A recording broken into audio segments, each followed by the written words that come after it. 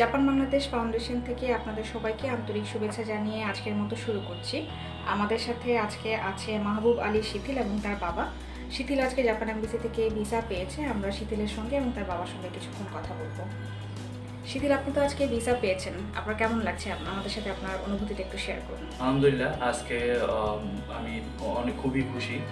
আজকে দীর্ঘদিন পর আমি জাপান এম্বাসি খোলার পর ভিসা পেয়েছি। এই যে আমার ভিসা। শিথিল, আপনি কোন সেশনের জন্য অ্যাপ্লাই করেছিলেন? আমি জুলাই 2021 সেশনের জন্য অ্যাপ্লাই করেছি। জাপান বাংলাদেশ ফাউন্ডেশনের সাথে আপনার পথ চলাটা কেমন ছিল? যে আলহামদুলিল্লাহ অনেক ভালো ছিল। চলার পথে যত রকম সাহায্য সহযোগিতা তারাই করেছে। জাপান বাংলাদেশ ফাউন্ডেশন থেকে আমার সব রকম ডকুমেন্টস, তারপর পরীক্ষা, তারপর সিওর জন্য সব রকম ডকুমেন্টস, তারপর ভিসার জন্য সব রকম ডকুমেন্টস তারাই রেডি করে দিয়েছে। শিথিলের কাছে জানতে চাই, জাপান বাংলাদেশ ফাউন্ডেশন থেকে কি কি সার্ভিস আপনি পেয়েছেন? বলতে গেলে আমি সব রকম সাহায্যই তাদের মাধ্যমেই পেয়েছি। শুরু থেকে বলতে গেলে আমার ক্লাস, তারপর আমার পরীক্ষা, সব রকম পরীক্ষা, নাট জেএলপির পরীক্ষা, তারপর সিওর জন্য সব ডকুমেন্টস, ভিসার জন্য সব ডকুমেন্টস, এগুলোর জন্য তারাই সব ডকুমেন্টস রেডি করে দিয়েছে। এবং জাপান যাওয়ার জন্য টিকিট, তারপর ওখানে যাওয়ার পর আমার বাসস্থান, তারপর জব, এগুলো তারাই ঠিক করে দেবে।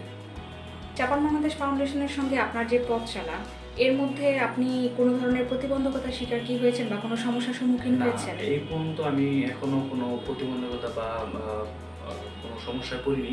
শুধু একমাত্র ওই করোনার জন্য একটু লেট হয়েছে, এই আর কিছু না। আমরা এখন কথা বলবো শিথিলের বাবার সাথে। আমি তার কাছে জানতে চাই, ছেলে আজকে ভিসা পেয়েছে, তার অনুভূতিটা কি? আসসালামু আলাইকুম। আজকে আমার ছেলে মাহবুব আলী শিথিল জাপানের ভিসা পেয়েছে, এই জন্য খুবই আনন্দিত এবং আল্লাহর কাছে শুকরিয়া আদায় করছি এবং জাপান বাংলাদেশ ফাউন্ডেশনের সকল সদস্যকে ধন্যবাদ জানাচ্ছি।